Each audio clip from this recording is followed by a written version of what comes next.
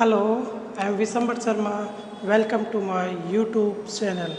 आज का अपना टॉपिक है एमनियोटिक फ्लूइड। एमनियोटिक फ्लूइड क्या होता है, इसका क्या वॉल्यूम है, क्या फंक्शंस है, क्या फॉर्मेशन कहाँ से होता है, उसके बारे में इस वीडियो में अपन देखेंगे। उससे पहले एमनियोटिक फ्लूइड को समझें, उससे पहले अपन देखते हैं फीटल मेम्ब्रेन।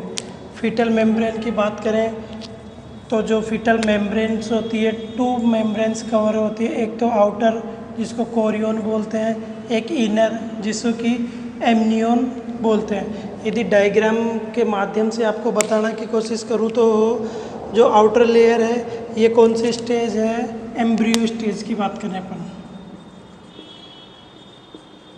एम्ब्रियो स्टेज की बात करें तो जो आउटर लेयर है, आउटर उसको अपन ने क्या बोला, कोरियन। और कोरियन जो कि अंदर जाकर डेसिडुआ पर फिंगर लाइक स्ट्रक्चर में डिवाइड हो जाती है, जिसको कोरियोनिक विलाई बोलते हैं। इसी से प्लेसेंटा का फिर फॉर्मेशन होता है। उस जो फीटल पार्ट प्लेसेंटा होता है, फीटल प्लेसेंटल पार्ट हो गया। और जो एंडोमेट्रियम वाला डेसिडुअल पार्ट है, मदर मेटरनल प्लेसेंटल पार्ट। जो कोरियन था उसी के जस्ट नीचे एक फीटस या एम्ब्रियो के चारों तरफ एक लेयर होती है, कवरिंग होती है, उसी को बोलते हैं अपन एमनियन। और ये एमनियन ही क्या करती है, सिक्रेशन करती है किसका, एमनियोटिक फ्लूइड का। एमनियोटिक फ्लूइड ये था। इसके साथ बात करें तो ये योग सेक हो गया, एम्ब्रियो सेक की अपन बात करें, अम्लाइकल कोड हो गया। तो ये तो बेसिक स्ट्रक्चर था जो कि अपन ने देखा कि क्या कोरियन एमनियन टू लेयर्स होती है फीटल मेम्ब्रेन। और जो एमनियन था उसी से एमनियोटिक फ्लूइड का फॉर्मेशन होता है। अब एमनियोटिक फ्लूइड के बारे में अपन डिटेल्स में देखते हैं। इससे पहले बात करते हैं कि एमनियोटिक फ्लूइड क्या है। कलर क्लियर लिक्विड है। यदि अपन फर्स्ट स्टार्टिंग की बात करें तो इसका कलर कौन सा होता है, ये कलरलेस। कौन सा, कलरलेस। यदि बात करें अपन एट टर्म मतलब एट टर्म डिल, उस टाइम में इसका कलर कौन सा होता है, पहले येलो या अंबर कलर के नाम से भी जाना जाता है। अंबर कलर जो कि एक येलोविश विद ऑरेंज कलर होता है। क्लियर लिक्विड होता है। स्टार्टिंग में इसका कलर कलरलेस होता है और at a term delivery time इसका कलर कौन सा हो जाता है, पहले येलो या अंबर कलर हो जाता है। इसी के बाद यदि अपन बात करें इसके फॉर्मेशन की, इसका फॉर्मेशन कैसे होता है। फॉर्मेशन की बात करें तो mainly formation of amniotic fluid के फॉर्मेशन की बात करें तो इसकी कोई एग्जैक्ट मैकेनिज्म, यदि अपन एग्जैक्ट बात करें तो एग्जैक्ट इसकी क्या है, स्टिल अननोन। कोई एग्जैक्ट मैकेनिज्म नहीं है जिसके कि अपन इसको डिटरमाइन कर सकते कि इसकी वजह, इस मैकेनिज्म के थ्रू इसका फॉर्मेशन हो रहा है। लेकिन कुछ रिसर्चेज खोज हुई, इसके स्टडीज़ के आधार पर बोला गया कि एक तो फीटल एंड मैटरनल ट्रांसुडेशन के थ्रू, इस मैकेनिज्म के थ्रू इसका फॉर्मेशन होता है। और दूसरा बोला गया फीटल यूरिन के द्वारा इसका एमनियोटिक फ्लूइड का फॉर्मेशन होता है। अब बात करते हैं कि इसकी फीटल मैटरनल ट्रांसड्यूशन। अभी ट्रांसड्यूशन ये क्या होता है, इसके बारे में अपन देख लेते हैं। अपन देखते हैं कि ईडिमा होता है। ईडिमा में किस वजह से होता है, दो कंडीशंस की वजह से ईडिमा देखने को मिलता है। पहला, या तो किसी प्रकार का इन्फेक्शन हो गया बॉडी में जिसकी वजह से एमनियोटिक फ्लूइड, मतलब जिसकी वजह से फ्लूइड का कलेक्शन हो गया और ईडिमा का फॉर्मेशन हुआ। या दूसरा कारण होता है कि बॉडी में कोई फिजियोलॉजिकल चेंजेस है ड्यूरिंग दिस टाइम, यदि कोई चेंजेस है उसकी वजह से बॉडी में फ्लूइड का कलेक्शन हो रहा है। अब जो ट्रांसड्यूरेंट होता है वो यही मैकेनिज्म है कि बॉडी में कोई अबनॉर्म फिजियोलॉजिकल चेंज। अब अपन देखते हैं कि देखिए एडिमा की बात करें तो दो कंडीशंस इसमें देखने को मिलती है, एक्जुडेशन एंड ट्रांसजुडेशन। बात कर रहे थे किसकी? ट्रांसजुडेशन। ट्रांसजुडेशन अपन देखते हैं कि ड्यूरिंग प्रेगनेंसी एक फीमेल में क्या प्रेजेंट होता है? हाइपरवोल्यूमिया। कितना होता है? लगभग 6.5 लीटर फ्लूइड इंक्रीज हो जाता है। इसी की वजह से क्या होता है? हाइपरवोल्यूमिया होता है। हाइपरवोल्यूमिया की वजह से जो हाइड्रोस्टेटिक प्रेशर था, हाइड्रोस्टेटिक प्रेशर वो क्या हो जाता है? इंक्रीज हो जाता है। इंक्रीज हो गया, इसी वजह से क्या होगा? फ्लूइड एस्केप और एमनियोटिक फ्लूइड का फॉर्मेशन हो गया। हाइपरवोल्यूमिया ड्यूरिंग प्रेगनेंसी जानते होता है, उसी की वजह से क्या हुआ? हाइड्रोस्टेटिक फ्लूइड एस्केप हुआ, बाहर आया और उसी को क्या बोल दिया? एमनियोटिक फ्लूइड का फॉर्मेशन हो गया। एक्जुडेशन की बात करें तो क्या बताया था? इन्फ्लामेशन हुआ, टॉक्सिक इफेक्ट का सिक्रेशन हुआ, जो ब्लड वेसल्स की एंडोथेलियम लेयर है वो डैमेज हुई, फ्लूइड एस्केप हुआ, बाहर हुआ, ओडिमा का फॉर्मेशन हो गया। तो ये तो अपन ने देखा कि किस प्रकार एमनियोटिक फ्लूइड का फॉर्मेशन होता है, फीटल मैटरनल ट्रांसजुडेशन और फीटल यूरिन की वजह से। नेक्स्ट इसमें अपन बात करते हैं वॉल्यूम। वॉल्यूम की बात करते हैं of amniotic fluid. Amniotic fluid का वॉल्यूम यदि बात करें कि वॉल्यूम कितना होता है, कि ड्यूरिंग प्रेगनेंसी अलग अलग टाइम ड्यूरेशन पे इसका वॉल्यूम अलग अलग होता है। यदि बात करें इसके सबसे पहले स्टार्ट फॉर्म फ्रॉम, कब से स्टार्ट होता है ये? 14वें दिन ऑफ पोस्ट ओवुलेशन डे, मतलब ओवुलेशन के बाद में 14वें दिन इसका फॉर्मेशन स्टार्ट हो जाता है, वॉल्यूम स्टार्ट हो जाता है। यदि सबसे पहले बात करें कि 12 वीक पे बात करें तो कितना? 50 ml। नेक्स्ट बात करते हैं 20 वीक्स के ऊपर, 20 वीक पर 400 ml, और आपका 36 वीक पर ये हो जाता है कितना? 1000 ml। और टर्म कंडीशन 40 वीक्स पर इसका हो जाता है, डिक्रीज हो जाता है अमाउंट, और 600 से 800 ml हो जाता है। इसी के साथ यदि बात करें पोस्ट टर्म कंडीशन में 42 वीक्स, इसमें लेस देन 200 ml हो जाता है, और उसको अपन क्या बोलते हैं? Oligohydramnios. देखिए स्टार्ट कब से हो रहा है? 14वें दिन से। कब? After ovulation. यदि 12 वीक की बात करें तो 50 ml रहता है, 20 वीक में इसका 400 ml, 36 पे कितना हो जाता है? 1000 ml, 38 टर्म कंडीशन में इसका डिक्रीज होके कितना हो जाता है? 600 से 800 ml।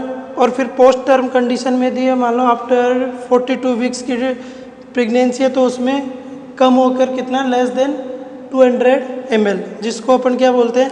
Oligo hydro एमनियोज। इसी के साथ बात करें इसकी पीएच की, तो पीएच होता है 7.3 टू 7.4, स्लाइटली एल्कलाइन होता है। अब नेक्स्ट इसमें बात करते हैं अपन इसमें कि इसके कलर की। कलर कौन कौन सा होता है इसका एमनियोटिक फ्लूइड का?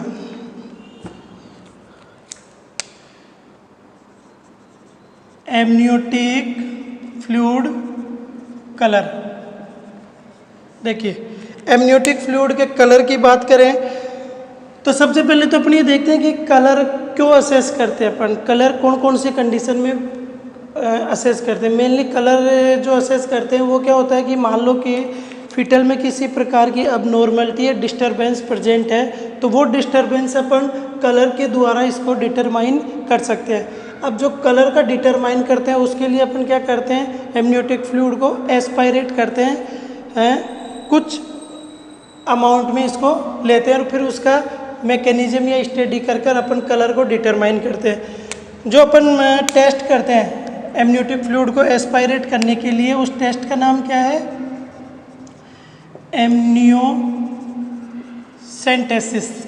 क्या बोलते हैं उसको, एमनियोसेंटेसिस। मेनली ये कब करते हैं, 13 to 15 वीक्स पर ये अपन करते हैं एमनियोसेंटेसिस। अब इसमें कुछ कलर्स का डिटरमाइन होता है, तो कलर्स में यदि फर्स्ट कलर की बात करें तो फर्स्ट कलर है अपने पास ग्रीनिश कलर। ग्रीनिश कलर की बात करें तो ये मेनली किस वजह से होता है, due to meconium staining.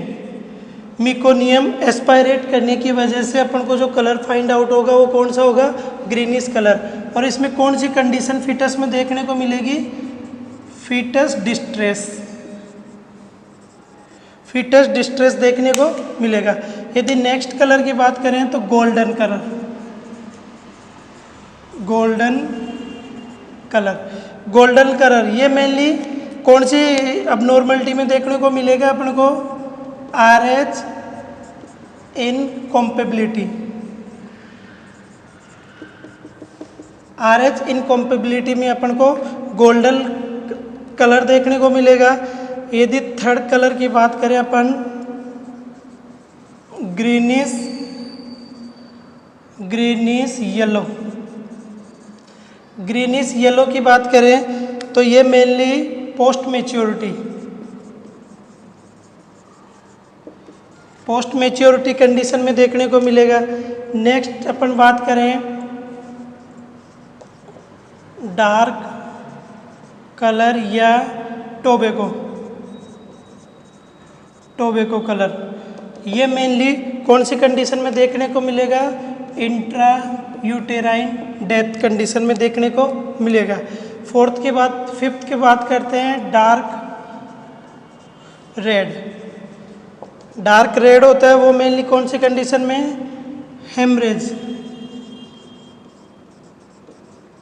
Haemorrhage condition में अपन को देखने को मिलेगा।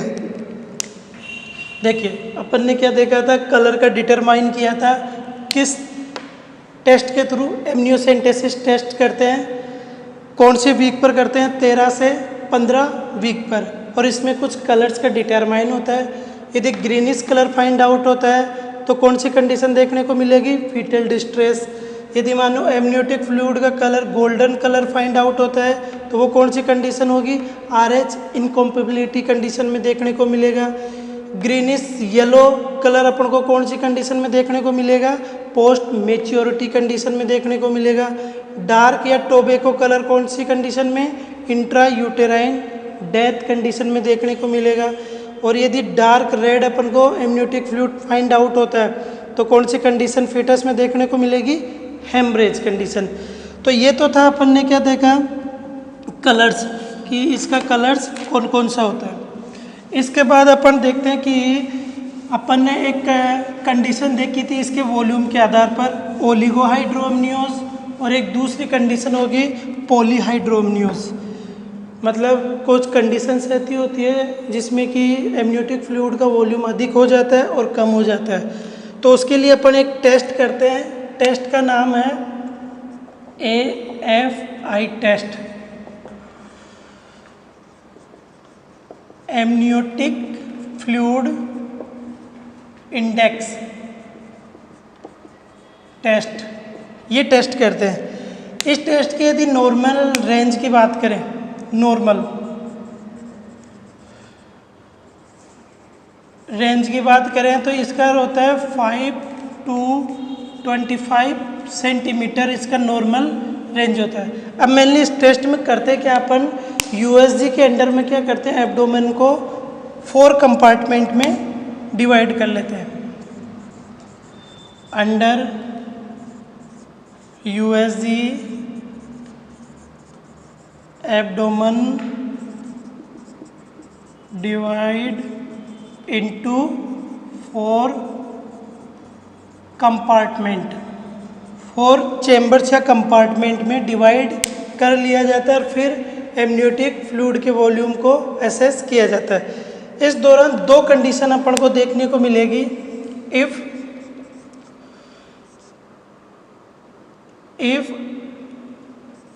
AFI लेस देन 5 सेंटीमीटर, तो ये कौन सी कंडीशन को शो करेगा, ओलिगो हाइड्रो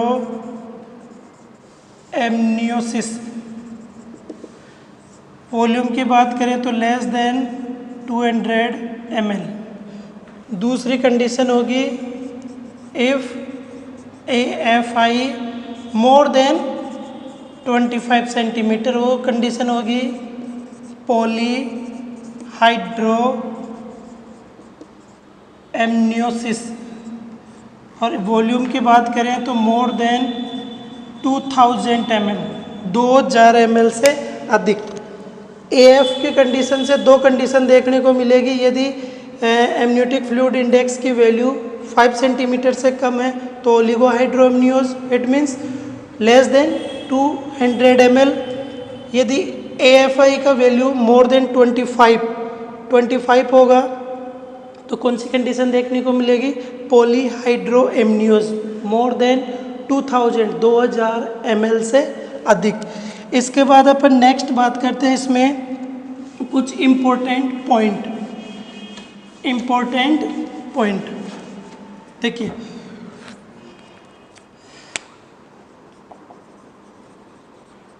इम्पोर्टेंट पॉइंट की बात करें, जो फीटस होता है, फीटस सेलो एमनियोटिक फ्लूइड डेली की बात करें तो 200 से 500 ml फ्रॉम 12 से 16 वीक। दूसरा है fetus kidney start urine from 12 week. Next इसमें बात करते हैं fetus urine output, daily urine output कितना, 400 से 1200 ml पर डे। देखिए इम्पोर्टेंट पॉइंट में क्या देखा था कि फीटस स्लो निगलने का कब एमनियोटिक फ्लूइड को स्लो कर देता है, फ्रॉम 12 से 16 वीक में, और डेली कितना करता है, 200 से 500 ml स्लो कर देता है।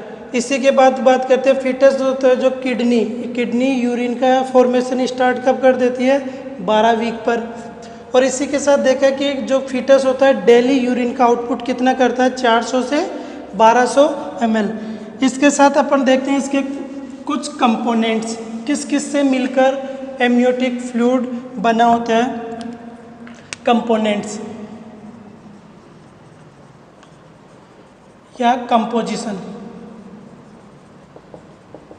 कंपोजिशन की बात करें तो मेनली वाटर कितना, 98 to 99%। सॉलिड्स की बात करें तो 1 to 2%। यदि organic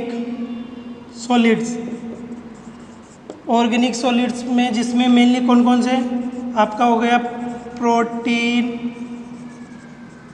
glucose, uric acid, total lipids, और क्रिएटिनिन हो गया। और इसके बात करें किसकी, इनऑर्गेनिक सॉलिड्स की बात करें तो मेनली सोडियम हो गया, पोटेशियम हो गया, क्लोराइड हो गया। इसके बाद अदर, यदि अदर्स की बात करें तो लेंग्यू, स्किन के बाद वर्निक्स और कौन सा, एमनियोटिक सेल्स। देखिए कंपोजिशन अपन पढ़ रहे थे कि या कंपोनेंट्स किस किस से मिलकर बना होता है। तो मेनली बात करें तो वाटर कितना परसेंट प्रेजेंट होता है, 99% प्रेजेंट होता है। सॉलिड्स 1 to 2% होता है। ऑर्गेनिक की बात करें तो ऑर्गेनिक में आपको देखने को मिलेगा protein, glucose, uric acid, total lipids और क्रिएटिनिन। इसी के साथ इनऑर्गेनिक कुछ सॉलिड्स प्रेजेंट होते हैं, सोडियम, पोटेशियम, क्लोराइड। अदर्स की बात करें तो लेंग्यू, आपका स्किन हो गया, वर्निक्स देखने को मिल सकता है और एमनियोटिक सेल्स। और इसी के साथ कंपोनेंट्स के साथ अपन लास्ट में देखते हैं इसके क्या क्या फंक्शंस हैं, मतलब एमनियोटिक फ्लूइड के क्या क्या फंक्शंस हैं। देखिए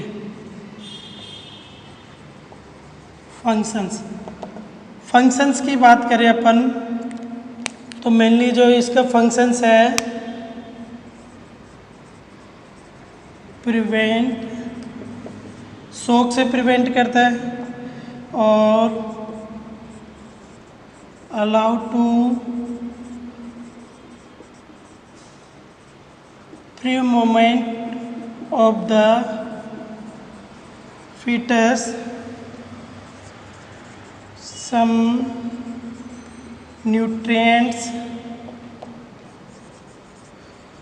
prevent from इन्फेक्शन से प्रिवेंट और हेल्प इन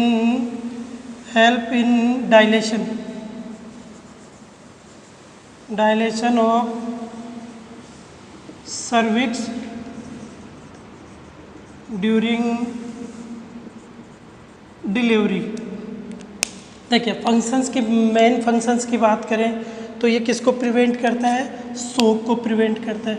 उसी के साथ साथ एमनियोटिक फ्लूइड क्या करता है, जो फीटस होता है, फीटस को फ्री मूवमेंट करने में अलाउ करता है या हेल्प करता है। उसी के साथ साथ फीटस को कुछ न्यूट्रिएंट्स प्रोवाइड कराता है और इसी के साथ इन्फेक्शन से, किसी प्रकार बैक्टीरियल या वायरल इन्फेक्शन से भी फीटस को प्रिवेंट करता है और हेल्प करता है किसमें, डायलेशन ऑफ द सर्विक्स के डायलेट करने में हेल्प करता है, जिससे कि ईजीली डिलीवरी कंडक्ट हो सके। तो इस प्रकार अपन ने आज के इस वीडियो में एमनियोटिक फ्लूइड के बारे में कुछ देखा, जिसमें अपन ने देखा था कि फीटल मेम्ब्रेन कौन कौन सी है, इसी के साथ फॉर्मेशन कैसे होता है, इसका एमनियोटिक कलर कौन सा है और कलर के साथ साथ अपन ने देखा था कि AFI टेस्ट कैसा होता है, किस प्रकार कंपार्टमेंट में डिवाइड करते हैं, इसका कंपोनेंट्स क्या क्या हैं और लास्ट में देखा था अपन ने इसके फंक्शंस क्या क्या हैं। तो आई होप आपको ये वीडियो पसंद आया होगा। पसंद आया तो लाइक कीजिए, कमेंट्स कीजिए और सब्सक्राइब कीजिए। Okay, thank you.